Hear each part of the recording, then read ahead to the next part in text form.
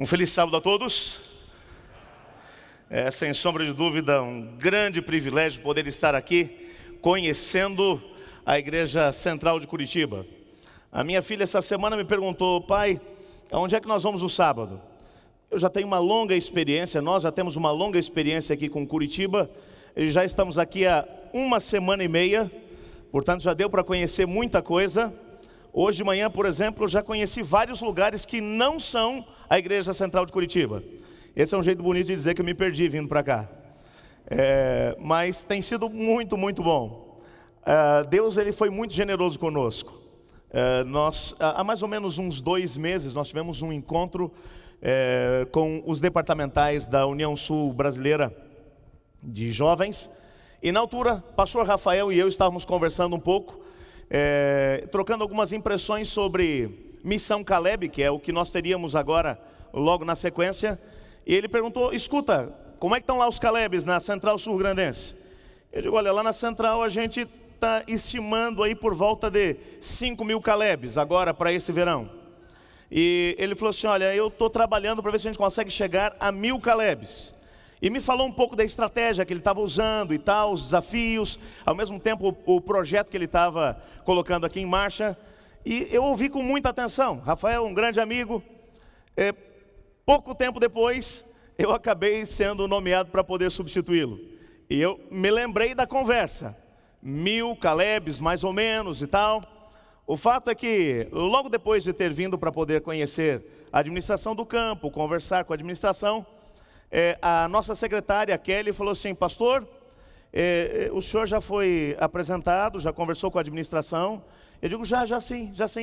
E ela: pastor, então nós temos que resolver um problema agora muito sério, agora o problema o senhor que vai ter que resolver. E eu digo: meu Deus, cheguei bem. E eu digo: o que aconteceu, Kelly? Ela: pastor, nós compramos 1.000 kits, mas nós já temos inscritos nesse momento mais de 1.300 Calebs. Eu digo: então vamos ver o que a gente consegue fazer. Compramos mais 600 kits de Caleb. E eu quero dizer para você que se você precisar para remédio de um kit, nós não temos mais para poder oferecer. Ou seja, nós conseguimos basicamente começar essa missão Caleb tendo mais, extraoficialmente, mais de 1.600 Calebs trabalhando na Associação Sul Paranaense, amém? E eu fiquei muito feliz ao saber que daqui da Igreja Central nós temos um grupo de mais ou menos 50 Calebs trabalhando para, numa região do interior, em São Mateus do Sul, trabalhando também para poder compartilhar a mensagem da esperança. Nessa semana e meia, eu tive a oportunidade de visitar já mais da metade dos grupos de Caleb que temos. Temos 31 pontos de Calebs espalhados aqui por essa parte do Paraná. E é bonito ver os nossos jovens gostando de trabalhar com escola cristã de férias, feira de saúde, batendo de porta em porta, indo buscar pessoas afastadas. É uma bênção ver os nossos jovens mobilizados para a missão. E eu gostaria de pedir a você, que você se unisse a mim agora. Nossos meninos e meninas, temos aí pelo menos, volto a dizer, mais de 1.600 jovens envolvidos com Missão Caleb. Eu gostaria de começar esse momento com você, fazendo uma oração especial por eles, entregando esses meninos nas mãos de Deus, para que ao final da Missão Caleb, que é já no próximo fim de semana, nós temos a oportunidade de recebê-los de volta, motivados a continuar compartilhando a esperança do breve retorno de Jesus para a nossa geração. Podemos fazer isso agora? Topam fazer isso comigo? Quantos topam fazer isso comigo agora? Vamos orar por eles? Então, assim como você está, feche os seus olhos. Amado Deus, muito obrigado, porque o Senhor tem chamado os nossos jovens para um encontro especial com o Senhor e ao mesmo tempo para se envolver ativamente na pregação do Teu Evangelho. Muito obrigado, ó Pai, por esses mais de 1.600 jovens envolvidos ativamente na pregação do Evangelho através da Missão Caleb. Lembramos, ó Pai, desse grupo de 50 jovens dessa igreja, que estão lá em São Mateus do Sul, distribuindo literatura, batendo de porta em porta, compartilhando esperança, Ajuda-os para que eles possam não apenas ter uma experiência forte contigo, mas também que consigam alcançar pessoas para o teu reino. E que ao retornar, eles voltem mais motivados do que nunca para trabalhar para o Senhor. Por favor, ó Pai, nós os entregamos em tuas mãos, no nome de Jesus. Amém. Quando nós olhamos para a Bíblia e olhamos para o momento em que Deus criou todas as coisas, criou inclusive o ser humano, lá em Gênesis no capítulo 1, versículo 26, nós percebemos que Deus criou o homem de uma forma completamente diferente da maneira como Ele criou os demais animais e as demais coisas que existem no nosso mundo. Ele criou o homem segundo a sua imagem, de acordo com a sua semelhança. E o homem é semelhante a Deus. Há muita discussão sobre essa tal semelhança, mas uma coisa é fato: Deus é um ser relacional, e Ele criou o ser humano também com essa necessidade.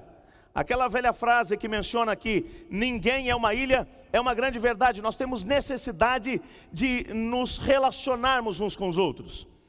Minha esposa e eu, minha família está aqui hoje, deixa eu ver onde é que ela está. Minha esposa Cláudia, minha filha Carolina, meu filho Patrick e meu filho Emanuel. Lá em casa a gente levou a sério crescer e multiplicar e vos encher a terra.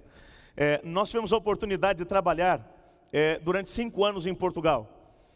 Na primeira fase do nosso trabalho, trabalhamos no extremo sul, na região do Algarve, e nós descobrimos que aquela é uma região que tem um índice muito, mas muito grande de suicídios. É na verdade o lugar onde existe a maior concentração por número de habitantes de pessoas que tiram a própria vida. E como isso começou a se refletir dentro da nossa própria igreja, no primeiro mês de trabalho que nós tivemos lá, pelo menos 2 membros da nossa igreja haviam também cometido suicídio. Nós começamos a tentar entender as razões pelas quais isso acontece. E descobrimos que aquela é uma população muito fechada. É uma região turística, mas as pessoas, por uma questão de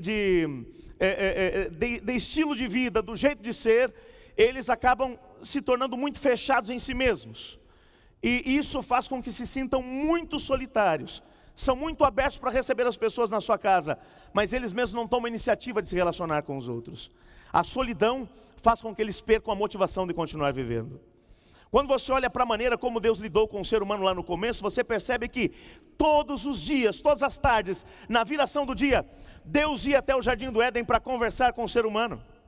Ele ia até lá para ouvir como é que tinha sido o dia de Adão e Eva, para saber o que é que eles tinham feito, o que é que tinham descoberto, para ouvir da parte deles também as questões, os questionamentos que eles tinham a respeito de tudo aquilo que tinham experimentado durante o dia. Deus era um ser relacional. Ellen White menciona de maneira muito clara que Deus, Ele sentia prazer em ir ter com o ser humano. E a mesma coisa acontecia em relação a Adão e Eva. Quando eles ouviam os passos de Deus caminhando pelo jardim, eles corriam para poder encontrá-lo, como os filhos pequenos correm para o portão de casa quando ouvem o barulho do pai ou da mãe chegando. Era algo realmente fabuloso. Mas como Isaías 59, verso 2 menciona, quando o pecado entrou aqui no mundo, tudo mudou. Aquele sentimento bom que havia da parte do ser humano em relação a Deus, de busca, de prazer em estar junto com o seu Deus, acabou desaparecendo. E houve uma separação entre Deus e homem. Você percebe nitidamente isso pela própria reação do ser humano logo após o momento em que o pecado entrou no mundo. Na mesma hora, no mesmo lugar, Deus aparece. Eles ouvem os passos de Deus no jardim, mas ao invés de correr para Ele, eles correm dele e começam a se esconder de Deus. Mas Deus, Ele continua buscando o ser humano. A primeira pergunta feita por Ele é: Adão, onde você está? Não que Ele não soubesse onde Adão estava, mas para que Adão percebesse que era impossível conseguir fugir dele. Mas Deus tinha o desejo de poder restabelecer o relacionamento que havia acabado de ser quebrado pelo próprio pecado. Esse é o nosso Deus. A partir daí, a comunicação entre Deus e o homem modificou-se completamente. Aquele relacionamento que era cara a cara, face a face, Deus conversando com o homem respondendo a Deus, um olhando no olho do outro, isso acabou por se modificar. Mas não mudou o desejo de Deus de se comunicar, de falar com o ser humano. E a partir desse momento, ele começa a usar alguns subterfúgios, ele usa patriarcas, ele usa profetas, e um pouco mais adiante, ele usa sacerdotes. O povo, quando queria saber a vontade de Deus, quando queria falar com Deus, eles iam até o santuário, eles iam até o templo e perguntavam ao sacerdote: eu tenho um assunto para resolver. Será que é da vontade de Deus, sim ou não? E no peitoral do sacerdote havia ali o Urim e o Tumim, e Deus respondia através de um brilho sobrenatural sobre uma das duas pedras, respondendo aos questionamentos do ser humano. Mas acontece que Deus, de alguma maneira, ele resolveu, ele tinha um projeto maravilhoso de tentar restabelecer, de voltar o mais próximo possível que fosse daquele relacionamento que ele tinha com o ser humano lá no Jardim do Éden. E foi exatamente por isso que Gênesis capítulo 12 menciona que ele procura Abraão. E diz: Abraão, eu te escolhi, porque em ti serão benditas todas as famílias da terra. Deus, ele de alguma maneira trabalha na vida de Abraão para que com a sua descendência ele pudesse fazer algo inusitado dentro do contexto do relacionamento entre Deus e o homem. É bem verdade que mais de 400 anos se passaram antes que Deus tivesse a oportunidade de começar a colocar o seu plano em marcha. Deus liberta o seu povo do cativeiro egípcio e os leva até a planície do Sinai. Ali eles ficam acampados por cerca de 2 anos. E nesse período de 2 anos, Deus se revela a eles. Mas é interessante que logo no início, logo no princípio, Deus dá demonstrações do tipo de relacionamento que Ele queria ter com o ser humano. Eu quero te desafiar nesse momento, se você trouxe a sua Bíblia, a abri-la lá em Êxodo no capítulo 19. Pode abrir a Bíblia e mantém a sua Bíblia aberta aí nesse texto, porque nós, de alguma maneira, estaremos hoje de manhã trabalhando um pouquinho no livro de Êxodo. Êxodo capítulo 19. Nós vamos ler a partir do versículo 1. Eu quero que você acompanhe essa leitura e tente entender aqui, no texto, qual era o propósito de Deus para o seu povo agora. Lembrando daquilo que eu mencionei para você até aqui. Eu passo a ler, eu estou usando uma versão um pouquinho mais moderna, nova versão internacional, mas independente da versão bíblica que você esteja usando, o sentido do texto será o mesmo. E eu passo a ler.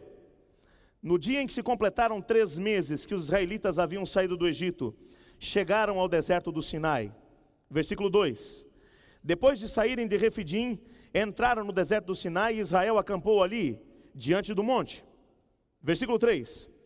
Logo Moisés subiu o monte para encontrar-se com Deus, e o Senhor o chamou do monte, dizendo: diga o seguinte aos descendentes de Jacó, e declare aos israelitas: vocês viram o que fiz ao Egito, como os transportei sobre asas de águias, e os trouxe junto a mim. Agora, se me obedecerem fielmente e guardarem a minha aliança, vocês serão o meu tesouro pessoal dentre todas as nações. Atenção a isso. Embora toda a terra seja minha, vocês serão para mim um reino de sacerdotes, uma nação santa. Essas são as palavras que você dirá aos israelitas. Moisés voltou, convocou as autoridades do povo e lhes expôs tudo o que o Senhor havia lhe mandado falar.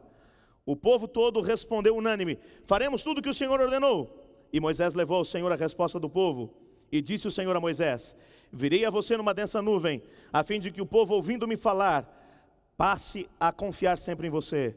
Então Moisés relatou ao Senhor o que o povo dissera. E o Senhor disse a Moisés: vá ao povo e consagre-o hoje e amanhã. Eles deverão lavar as suas vestes e estar prontos no 3º dia, porque nesse dia o Senhor descerá sobre o monte Sinai, à vista de todo o povo. Você conseguiu entender aqui a leitura do texto? Nesse texto, Deus ele diz para Moisés algo realmente fora do comum, inusitado. Desde que o pecado havia entrado no mundo, algo parecido jamais havia acontecido. Deus havia se revelado a indivíduos. Deus havia, em determinado momento, aparecido em sonhos, visões, havia através de algumas teofanias, havia aparecido a um indivíduo ou a outro, mas agora ele menciona para Moisés o seguinte: Moisés, eu, apesar de todas as nações da terra serem minhas, eu escolhi Israel para que eles sejam uma nação diferente. Eu quero que eles se tornem um reino de sacerdotes, uma nação santa. Por que um reino de sacerdotes?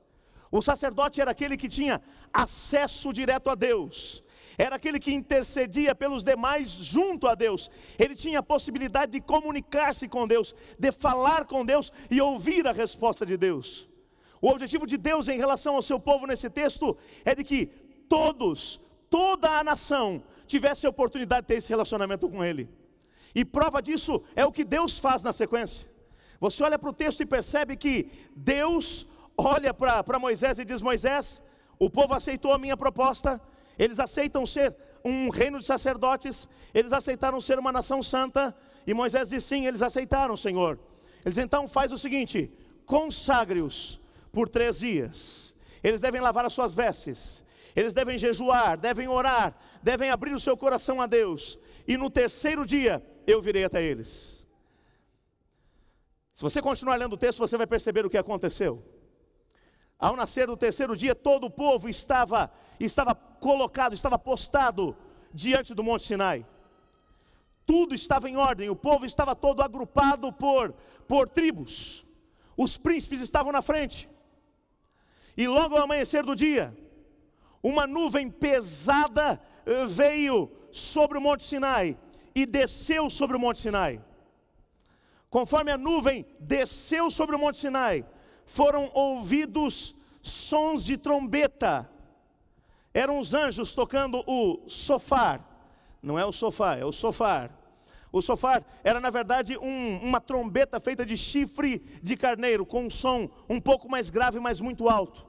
E enquanto eles tocavam aquelas trombetas, o próprio Deus descia sobre o Monte Sinai. Você consegue imaginar a cena? A montanha toda fumegava, o monte tremia, e do meio de toda aquela nuvem escura, Deus estava lá. E Deus agora começa a falar para que todo o povo pudesse ouvir.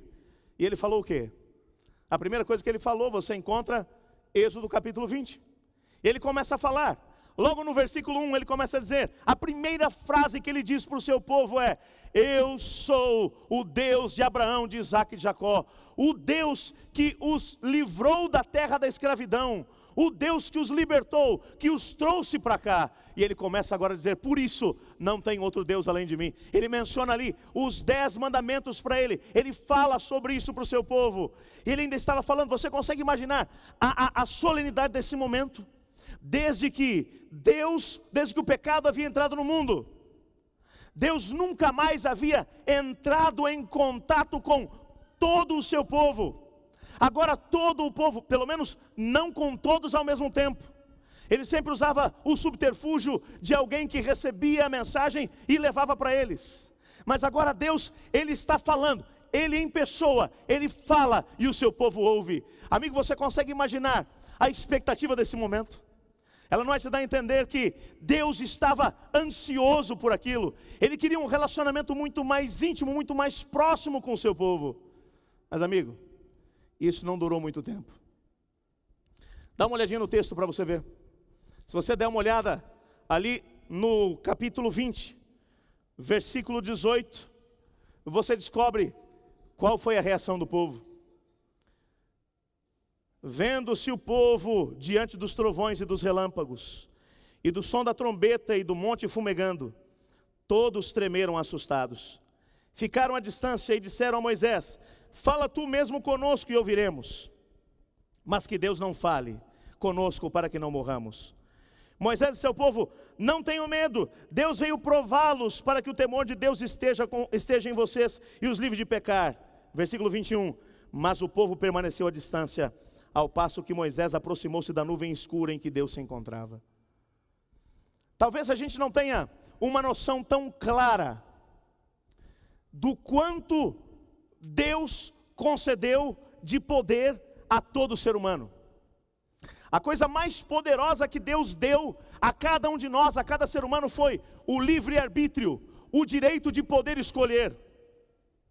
E você olha para a Bíblia e você descobre que, na verdade, o ser humano, ali naquele momento, Deus tinha tomado uma iniciativa. Ele foi até eles com uma proposta: eu quero fazer de vocês um reino de sacerdotes, eu quero fazer de vocês uma nação santa, eu quero ter livre acesso a vocês, eu quero poder falar e quero que vocês me ouçam, eu quero que vocês falem direto comigo para que eu possa ouvir também. Mas o povo, quando ouve Deus, é bem verdade que foi num contexto tremendo. Você imagina a cena, a montanha fumegando, tudo tremendo. O povo se afastou com medo, procuraram Moisés e disseram: Moisés, esse tipo de relacionamento com Deus nós não queremos. Nós queremos voltar para aquilo que era antes. Moisés, fala você com Deus, e depois que você ouvir, você traz um recado para a gente. Mas nós não queremos. Deus fez essa proposta, mas nós não queremos. Moisés ainda tenta persuadir o povo e diz: pessoal, não tenham medo, Deus veio desse jeito para que vocês entendam que Ele é grandioso, para que vocês tenham asco do pecado, mas Ele é um Deus amoroso, por favor. Mas o povo diz: não, nós nos decidimos, nós não queremos. Vai você falar com Deus e traz um recado para nós. E Deus, é interessante que o texto menciona, que Deus diz para Moisés: Moisés, deixa assim. Foi isso que eles decidiram. Tudo bem, eles são livres para escolher.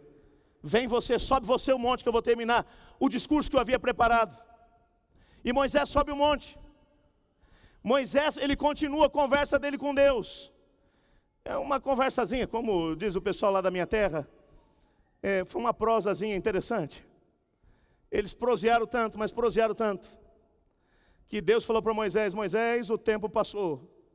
Já se passou 40 dias, Moisés. Moisés, desce agora. Desce agora. Por quê?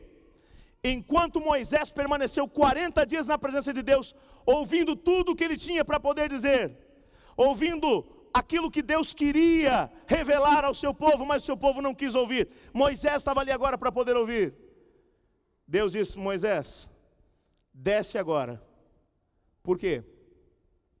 Aí você encontra o restante da história, nós não vamos ler, eu apenas vou mencionar, mas você vai se lembrar, com certeza. Êxodo capítulo 32, versículos 1 a 10, você descobre aquilo que acabou acontecendo com o povo. Deus diz para Moisés: Moisés, desce pelo seguinte, porque o povo, o mesmo povo que havia dito, esse relacionamento com Deus nós não queremos, esse mesmo povo havia se prostituído diante do bezerro de ouro.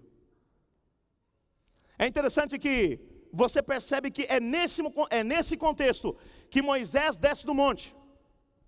Ele chega e diz para o povo: quem foi que começou isso tudo? E o povo na hora, todo mundo aponta para Arão, né? Foi ele. E Arão diz: não, negativo, eu só fiz o bezerro, o povo é que me obrigou a isso. E ele faz uma pergunta: quem é do Senhor aqui? Na verdade a pergunta de Moisés era: Deus fez um propósito, fez uma proposta para vocês. Deus quer que vocês se tornem um reino de sacerdotes, uma nação santa. Vocês acabaram se afastando tanto do propósito de Deus porque vocês não aceitaram o plano de Deus.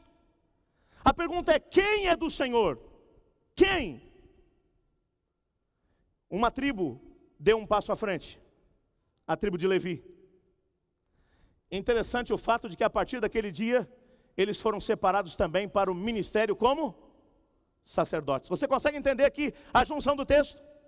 Lá atrás no capítulo 19, Deus diz assim: olha, eu quero que a nação seja uma nação de sacerdotes. Mas o povo não quis. Quando Moisés desce e percebe que o povo havia se prostituído, ele diz: quem é do Senhor? Quem vai aceitar a proposta de Deus aqui, afinal de contas? Só uma tribo aceita.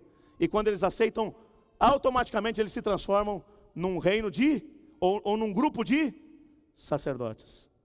Os intercessores entre o povo e Deus. Mas aí você encontra o desdobramento da história. Eu quero que você entenda agora, no restante do texto, que as nossas escolhas, o poder que Deus deu para a gente, o livre-arbítrio, ele é tão tremendo, é tão poderoso, que ele influencia, inclusive, até onde Deus pode ir em relação a nós. Olha aqui o restante do texto. Dá uma olhada no capítulo 33. Eu quero que você entenda aqui agora. Capítulo 33, versos 1 a 3. Capítulo 33, versículos 1 a 3. Mantenha a tua Bíblia aberta, porque nós vamos dar uma olhadinha em alguns outros textos aqui. Capítulo 33, versículo 1. Depois ordenou o Senhor a Moisés: saia desse lugar com o povo que você tirou do Egito, e vá para uma terra que eu prometi com juramento a Abraão, a Isaque e a Jacó, dizendo: eu a darei aos seus descendentes. Versículo 2. Mandarei à sua frente um anjo, e expulsarei os cananeus, os amorreus, os hititas, os ferezeus, os heveus, os jebuseus. Olha o verso 3. Vão para a terra onde mana leite e mel, mas eu não irei com vocês, pois vocês são um povo obstinado, e eu poderia destruí-los pelo caminho. Mantenha aberto o texto, só para a gente entender isso. Deus agora chama Moisés de novo para o monte e diz: Moisés, vem cá. O Moisés sobe, e quando ele chega na presença de Deus, ele diz claramente, Deus diz para ele: Moisés, é o seguinte, quando eu prometo alguma coisa, eu cumpro. O próprio Cristo disse isso depois: pode passar o céu e a terra, mas as minhas palavras não passarão. Ele diz: eu prometi para Abraão, prometi para Isaque e Jacó, que eu daria essa terra para eles, para os seus descendentes, e eu vou cumprir o que eu prometi. Mas é o seguinte, você vai fazer uma coisa, você vai descer e vai avisar para o povo, que eu vou mandar um anjo poderoso na frente, ele vai com vocês, mas eu mesmo não vou. Eu não vou porque senão eu poderia destruir esse povo no meio do caminho. Eu não vou. Por que Deus não estava indo? É interessante, quando você analisa esse texto no contexto daquilo que aconteceu anteriormente, daquilo que o texto vai mencionando, você percebe que essa é na verdade a reação de Deus à escolha que o povo havia feito lá atrás.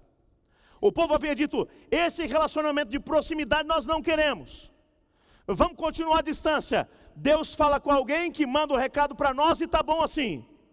E Deus diz: já que o povo não me quer, tudo bem, então eu não vou. Olha, eu vou pegar aquilo que eu acabei de mencionar agora há pouco. Deus diz: pode passar o céu e a terra, mas as minhas palavras não passarão. Deus, quando Ele promete, Ele cumpre. E Deus disse: eu não vou. Vou mandar um anjo, mas não vou. Agora é nesse contexto que Moisés, ele entra em cena e ele faz 3 pedidos a Deus. E eu queria que você desse uma olhada comigo no restante do texto para você poder entender. Olha o primeiro pedido que ele faz. Está no capítulo 33, versos 12 a 14. Olha o que diz ali.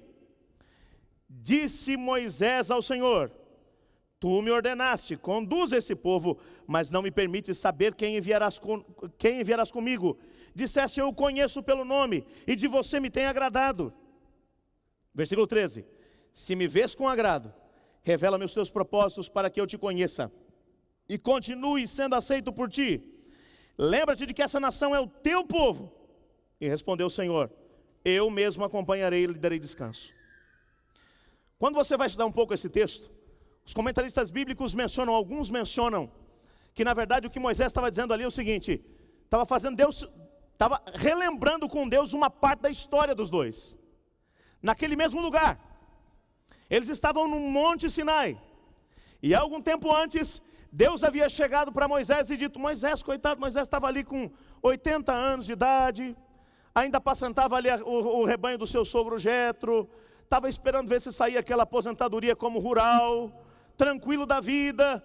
Aí Deus chega para ele e diz assim: ô Moisés, você agora vai sair daqui, vai lá para o Egito libertar meu povo. E você lembra da história? Moisés colocou tudo que foi empecilho e diz: eu não vou, Senhor, eu não sei falar. E Deus: tudo bem, eu mando Arão para falar por você. Ah, Deus, mas não vão acreditar em mim. Então tá, eu vou te dar poder para fazer alguns sinais. E ele diz: Senhor, eu não quero ir. E Deus se irou e disse: eu vou com você. Aí Moisés disse: tá bom, então eu vou. Agora que Moisés está dizendo assim: Senhor, eu estava tranquilo aqui, Senhor, nesse lugar, com meu sogro, com a família, 80 anos, esperando aí a aposentadoria rural sair, para poder curtir a melhor idade. E o Senhor chega e me diz assim: olha, você vai lá para o Egito. Eu não queria ir, O senhor chegou e disse, eu vou com você. Aí agora eu resolvo ir e o senhor vem me falar que o senhor não vai agora? Ó, eu vou falar um negócio para o senhor. O anjo é bem-vindo, viu? Pode mandar o anjo. Mas é o seguinte, se o senhor não for comigo, eu também não vou. É o seguinte, o anjo quer ir, pode ir. Tem lugar para ele. O anjo é bem-vindo. Mas se o senhor não for, eu também não vou. Deus tinha acabado de falar o que para Moisés? Eu não? O que Deus falou para ele? Que não ia junto. E a gente não acabou de conversar aqui que Deus, quando promete, Ele cumpre? E Deus diz, eu não vou mandar um anjo. Aí Moisés fala assim, ó, se o senhor não for, eu também não vou. Aí você percebe que no texto, que está tão fácil esse negócio, que chega a dar nojo, né? Deus espera assim, você quer que eu vá? Tudo bem, então eu vou. Espera aí. Ele tinha acabado de dizer, eu não vou. Agora Moisés disse, se o senhor não for, eu também não vou. Aí, você quer que eu vá? Tudo bem, então eu vou com você. Eu vou com você, fica tranquilo. Com você eu vou. O que estava acontecendo aqui? Amigo, estava acontecendo aqui que Moisés estava usando o seu livre-arbítrio. O povo usou e Deus respeitou o povo. Moisés agora estava usando o livre-arbítrio. Senhor, se o povo não quer que o senhor vá, tudo bem, mas eu quero que o senhor vá. E se o senhor não for comigo, eu também não vou. E Deus disse, você quer que eu vá? Então eu vou contigo. Pera um pouquinho, já não estava bom assim? Estava ou não estava? Deus diz, eu não vou. Agora diz, eu vou contigo. Eu não vou com os outros não, vou com você. Não podia ficar por aqui? Mas ele continuou. Segundo pedido. Dá uma olhada no texto. Na continuação. Versículo 15. Então Moisés lhe declarou, se não fores conosco, não nos envies. Como se saberá que eu e o teu povo podemos contar com teu favor se não nos acompanhares? Que mais poderá distinguir a mim e ao teu povo de todos os demais povos da face da terra? Olha o versículo 17. E o Senhor disse a Moisés, farei o que me pede, porque tenho me agradado de você e o conheço pelo nome. Olha só, olha para o texto. Deus diz para Moisés primeiro, eu não vou mandar um anjo. Moisés diz, não, se o senhor não for, eu também não vou. Ele diz, não, você quer que eu vá? Então eu vou contigo, mas vou contigo. Aí Moisés diz assim, Senhor, obrigado por o senhor ir comigo, viu? Estou feliz da vida. Não, muito bom o senhor ir comigo. Claro, não tenha dúvida, vai ser maravilhoso ter o senhor comigo. Mas senhor, é o seguinte, quando eu fui lá no Egito para tirar aquele pessoal de lá, eles eram escravos e tal, eu disse assim, Deus vai guiar a gente, Ele vai conosco. Agora, Senhor, se o Senhor não for com todo mundo, o que vai diferenciar a gente dos demais? Senhor, é o seguinte, o senhor me desculpa, volto a dizer, o anjo é bem-vindo, mas Senhor, o senhor tem que ir com todo mundo, não pode ser só comigo não, tem que ir com todo mundo, Senhor. Aí, olha a situação, Deus tinha acabado de dizer o quê? Eu não? Eu não vou. Aí agora o Moisés diz, se o senhor não for, eu também não vou. Ele, então eu vou contigo. Não, senhor, o senhor tem que ir com todo mundo. E sabe o que Deus fala? Tá bom, então eu vou com todo mundo. Espera aí. Mas você está entendendo? Sou eu que estou vendo demais? Me ajuda aqui, me dá uma força aqui agora. Sou eu que estou entendendo no texto aquilo que não está no texto? Ou parece que esse negócio está fácil demais aqui? Não é? Deus diz claramente, é Deus que está falando. Se é um ser humano qualquer, você vai lá e dá uma conversada e tal. Não, vai lá, repensa aí, que tal. O próprio Deus diz, eu não sou homem para me arrepender. Ele mesmo disse isso. Agora, Deus chega e diz, eu não vou. Aí Moisés chega e diz, não, mas se o senhor não for, eu também não vou. Não, então eu vou contigo. Não, mas eu quero que o senhor vá com todo mundo. Tá bom, então eu vou, por causa de você eu vou com todo mundo. O que está acontecendo aqui? Mais uma vez, olha, é um homem, no meio da multidão toda. A multidão tomou uma decisão em bloco. Eles disseram, nós não queremos esse relacionamento com Deus, desse jeito não. E Deus disse, tudo bem, então eu não vou com vocês. Mas entra um indivíduo no meio da história, um indivíduo, Moisés. E Moisés diz assim, Senhor, eu quero que o senhor vá comigo, e eu quero que o senhor vá com o povo. E Deus diz, já que você quer, você usou o seu livre-arbítrio, você usou o seu poder de decisão, você me escolheu, então por causa de você, eu vou contigo e vou com todo mundo. Amém?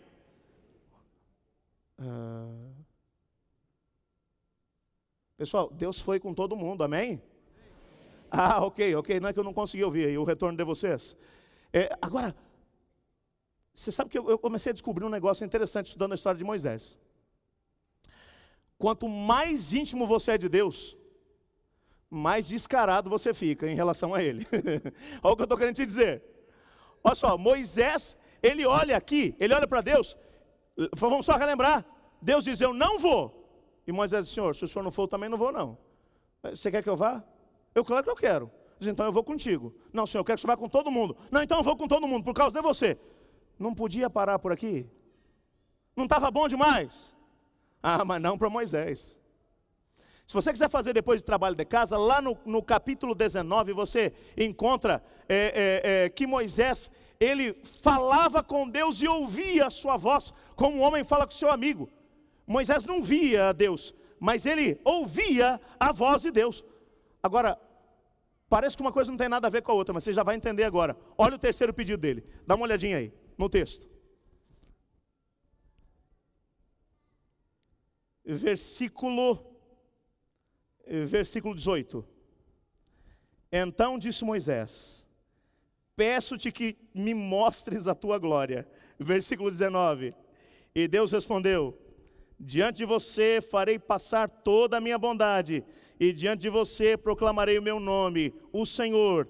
Terei misericórdia de quem eu quiser ter misericórdia, e terei compaixão de quem eu quiser ter compaixão. Versículo 20, acrescentou, você não poderá ver a minha face, porque ninguém poderá ver-me e continuar vivo. Versículo 21, e prosseguiu o Senhor, há aqui um lugar perto de mim, onde você ficará em cima de uma rocha. Quando a minha glória passar, eu o colocarei numa fenda da rocha, e cobrirei com a minha mão, até que eu tenha acabado de passar. Então tirarei a minha mão, e você verá as minhas costas, mas a minha face ninguém poderá ver. Olha o descaramento de Moisés. Moisés tinha acabado de conseguir de Deus a promessa de que ia junto, e de que ainda ia junto com todo mundo. Aí Moisés assim, Senhor, isso está muito bom, tá, Senhor? Eu quase consigo imaginar o Moisés fazendo um negócio mais ou menos assim, ó. Senhor, eu queria ter 2 dedinhos de prosa com o Senhor, eu posso? Senhor, senta aqui, vamos conversar.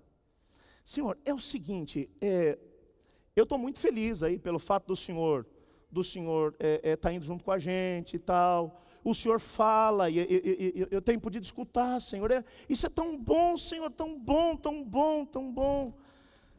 Ai, é tão bom ser amigo do Senhor, mas, sabe, Senhor, eu queria pedir mais uma coisa, Senhor. Tipo assim, Senhor, eu queria ver teu rosto.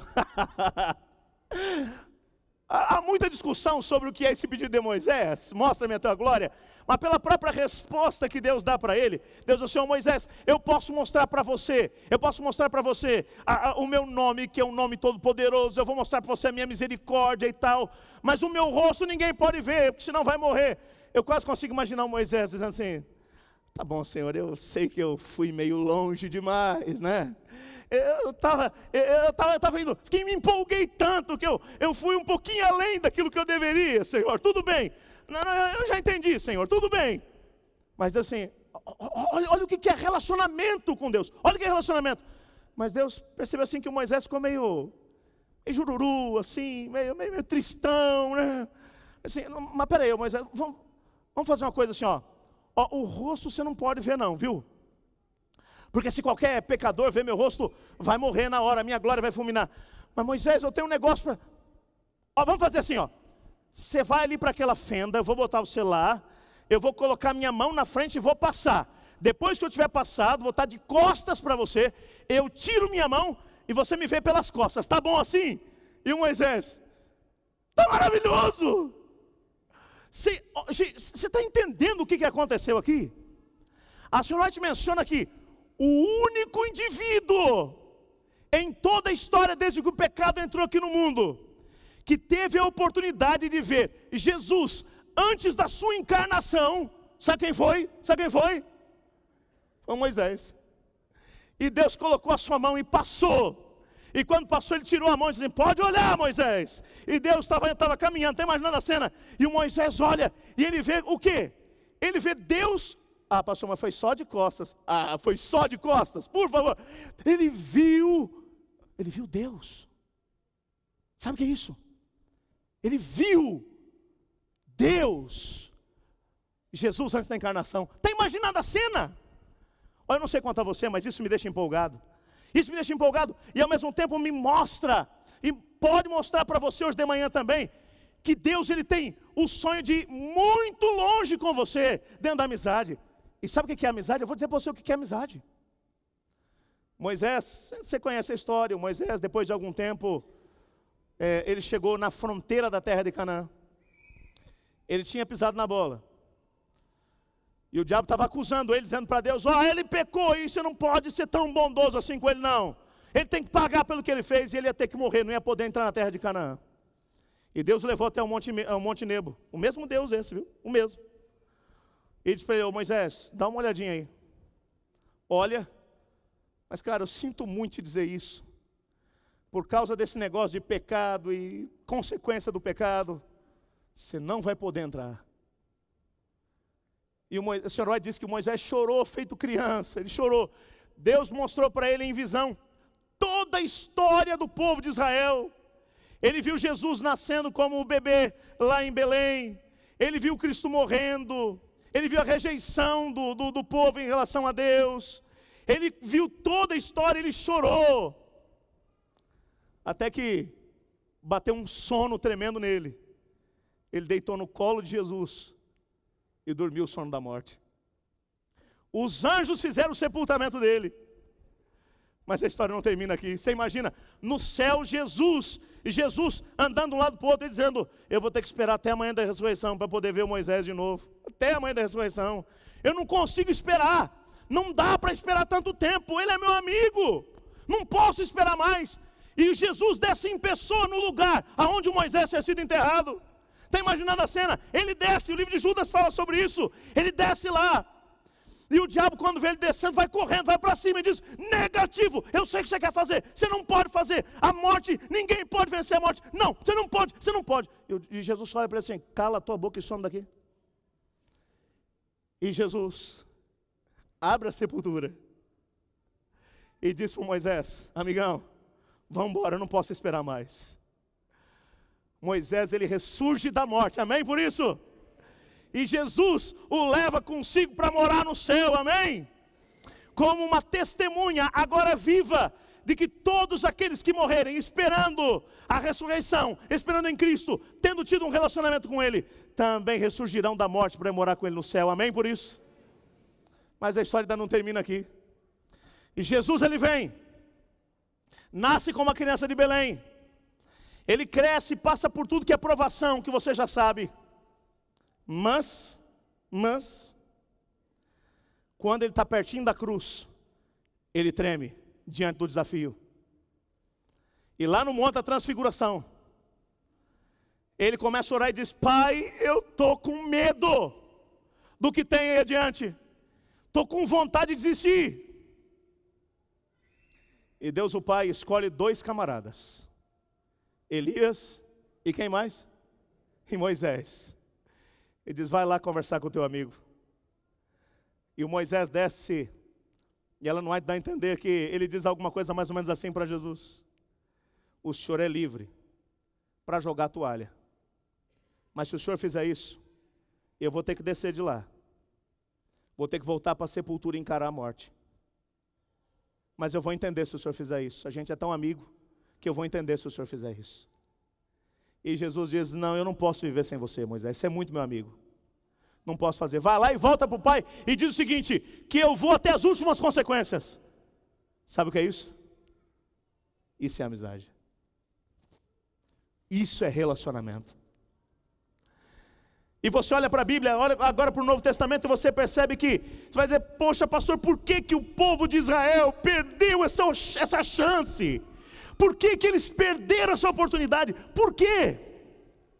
Bom, dá uma olhadinha em 1 Pedro, capítulo 2, verso 9. E você vai ter uma noção agora. Vamos esquecer eles lá um pouquinho. Vamos pensar na gente agora. Nós como igreja. Nós como o povo de Deus. 1 Pedro, capítulo 2, verso 9. 1 Pedro 2, 9. É Pedro escrevendo agora para as igrejas cristãs. Cristo já tinha morrido, ressuscitado e ido ao céu. Ele agora olha para a igreja e diz o seguinte: vocês, porém, são geração eleita, sacerdócio real, nação santa. Espera um pouquinho, faz uma pausa, eu já vou voltar para o texto. Você vê algum paralelo dessas palavras de Pedro com as que foram ditas lá atrás para o povo de Israel? Vê algum paralelo? Não foi a mesma coisa que Deus disse para Moisés que ele queria com o povo de Israel? Vocês serão para mim um reino de sacerdotes, uma nação santa. Não foi o que Deus falou para eles lá atrás, sim ou não? Agora Deus, através de Pedro, ele diz para as igrejas, assim, olha, eu tenho um plano para vocês. Eu quero que vocês sejam um sacerdócio real, uma nação santa. Nós como igreja, Deus agora volta para poder dizer para você e para mim, que o que Ele sonhou com Israel e não deu certo, Ele quer agora ter com você e comigo. Eu digo amém por isso, e você? Eu digo amém por isso, e você? Deus, Ele sonha em entrar num relacionamento com você e comigo, que vai muito além da superficialidade. Deus, Ele sonha em ter você como um amigo íntimo, pessoal, com quem Ele pode abrir o coração e com quem você pode abrir o coração. Ele sonha em fazer de você alguém que seja tão próximo dEle e anseie tanto para poder viver com Ele no céu, que Ele vai ter que voltar para poder buscar você. A gente tem encontrado tanta gente que diz assim: ai pastor, eu quero tanto que Jesus volte, quero tanto morar com Ele no céu, mas enquanto mora aqui na terra, parece que não está nem aí com Ele, vem uma vez por semana para conversar com Ele, na igreja. E ainda assim, quando vem para a igreja para conversar com Ele, a cabeça está em tantos lugares que tem dificuldade de poder se focar em Deus e no plano que Ele tem para você. Amigo, Deus quer muito mais para você. Eu vou dizer uma coisa para você, e se você crê nisso, eu queria ouvir uma reação da tua parte. Eu creio que nós chegamos no momento mais solene da história desse mundo. Eu creio que nós chegamos à última geração a viver sobre a terra antes do aparecimento de Jesus. Eu creio que será nos nossos dias que o céu vai se abrir e Jesus vai voltar em poder e glória para buscar os seus amigos. Eu creio nisso, e você? Você crê que nós somos a geração? Amigo, os homens do passado, eles viram esse momento, mas Deus te escolheu para viver nesse tempo, nessa geração. Ele te escolheu. E amigo, nós somos o sacerdócio real, a nação santa. Nós temos ou devemos ser os amigos de Deus, tão pessoais, que nós vamos ser os instrumentos usados por Deus. Como assim usados por Deus, pastor? Termina o texto que nós começamos. E é aqui que eu quero terminar, concluir a mensagem dessa manhã. Olha lá, vamos voltar ao texto só para você não se perder. 1 Pedro 2,9. Vocês, porém, são geração eleita, sacerdócio real, nação santa, povo exclusivo de Deus, olha o objetivo, para anunciar as grandezas daquele que os chamou das trevas para a sua maravilhosa luz. Sabe por que Deus quer ter esse relacionamento contigo, meu amigo? Porque um dia Ele te encontrou nas trevas do pecado. Se você foi encontrado por Jesus, diga amém. Ele te encontrou, Ele te tirou das trevas. Se Ele te tirou das trevas, diga amém. E Ele tem te guiado para a sua maravilhosa luz. Você está sendo guiado por Ele, diga amém. Mas daí para quê? Para quê que Ele está te chamando? Ele está te chamando para que você anuncie agora, nesse tempo e nessa geração, que o nosso amigo Jesus está voltando para poder buscar aqueles que aceitaram a sua proposta, a proposta de ser o sacerdócio real. Sacerdócio real é o sacerdócio daquele que entende: eu sou um intercessor diante de Deus. Como assim intercessor, pastor? Eu fui chamado para poder interceder por essas pessoas que estão perecendo no pecado. Por isso que você vai interceder pelo seu marido, pela sua esposa que estão longe do caminho do Senhor. Você vai interceder pelos seus filhos, você vai interceder pelos seus amigos. Você vai orar e clamar, dizer: Senhor, eu quero ir para Canaã celestial. Eu sei que chegou a hora de entrar lá. Eu quero entrar na Canaã celestial, mas eu quero que comigo vão aqueles que eu amo. Senhor, eu estou intercedendo por eles. Mas não só interceder, mas trabalhar para poder trazê-los também contigo para o reino da luz do Senhor Jesus. Para trazê-los para o reino da luz do Senhor Jesus.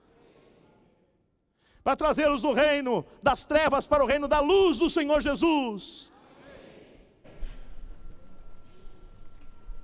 Deixa eu terminar, eu quero ter uma conversa de 2 dedinhos só contigo.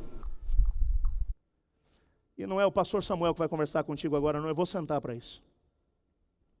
Nós dois, frente a frente, eu e você. Eu acredito que Jesus vai voltar na nossa geração. Eu acredito que Jesus vai voltar na nossa geração. Eu acredito que Ele nos chamou para podermos preparar uma geração para poder entrar na terra de Canaã. Eu vou te falar uma coisa. Eu creio que esses olhos, a terra não há de comer. Porque com eles, eu verei Jesus voltando em poder e glória, para poder me levar para viver com Ele no céu. Porque eu vou dizer uma coisa para você, meu querido. Eu não sou isso melhor do que você, mas eu estou fazendo planos de morar a eternidade no céu com Jesus. Mas Jesus te chamou, sabe para quê em 2015? Para fazer a diferença. 2015 pode ser mais um ano para você como membro de igreja. Eu quero falar uma coisinha para você. Jesus não precisa de membro de igreja, não. E Jesus, Ele está procurando amigos de verdade. E Ele disse: vós sois meus amigos, se fizerem o que eu vos mando. E o que é que Jesus está nos mandando em 2015? Irmãos, eu quero dizer para vocês, eu volto a falar, não estou falando como pregador e nem como líder de jovens. Estou falando como teu irmão em Cristo. Vamos fazer do ano 2015 o ano em que nós vamos alcançar o último curitibano para Jesus. Desculpa aí, Senhor, a gente vai voltar de novo aqui. Vamos fazer do ano 2015 o ano em que nós vamos buscar o último curitibano para Jesus. Amém. O ano em que nós vamos... Ah, pastor, mas é tanto curitibano. Então vamos começar. Vamos começar assim, ó. O ano em que nós vamos dizer para o Senhor assim: Senhor, eu vou estreitar um relacionamento contigo nesse ano. Eu quero ser teu amigo, eu quero fazer parte do sacerdócio real, da nação santa. E eu quero anunciar para pelo menos uma pessoa. Eu vou ganhar pelo menos uma pessoa para Jesus no ano 2015. Um pelo menos. Um que seja. E vou trabalhar com essa pessoa. O que você acha da ideia? Cada um salvando um. O que você acha da ideia? Hoje, eu vou terminar essa conversa que a gente teve, dizendo para o Senhor Jesus assim: Senhor, me ajuda. Porque no ano de 2015, no ano 2015 eu quero buscar o maior número de pessoas que eu puder para Jesus. Até o presente momento, Deus me deu a oportunidade de buscar mais de 5.000 pessoas para Ele. Eu batizei mais de 5.000 pessoas no meu ministério. Mas eu vou dizer uma coisinha para você. Esse é o ano em que eu estou faminto por ganhar pessoas para Jesus. Eu vou dizer uma coisa para você. Eu vou gastar até a última gota da minha vida em 2015, para poder alcançar esse objetivo. Você está disposto a buscar pelo menos um para Jesus durante 2015? Por favor, não fique em pé, porque alguns ficarão. Mas se você entendeu que Deus te chamou para fazer parte do sacerdócio real, da nação santa, do povo que vai anunciar que chegou o momento de sair das trevas para a sua maravilhosa luz, eu queria te desafiar a ficar em pé diante do Senhor Jesus agora, se consagrando a Ele, dizendo: Senhor, esse ano eu vou buscar pelo menos uma pessoa para Jesus.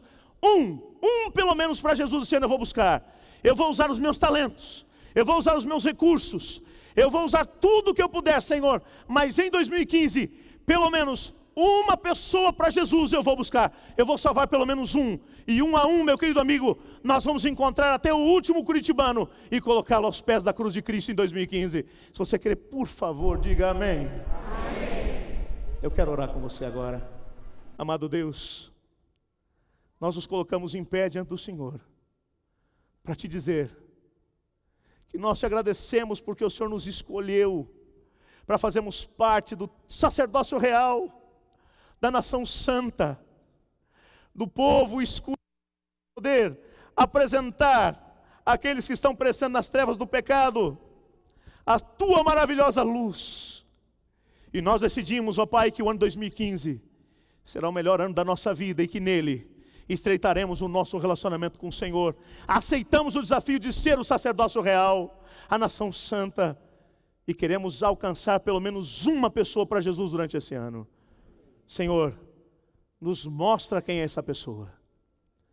E se há alguém aqui, ó Pai, que já sabe quem é a pessoa, nos dá o poder do Teu Espírito Santo para chegarmos ao coração delas. Nós oramos no nome de Jesus. Amém.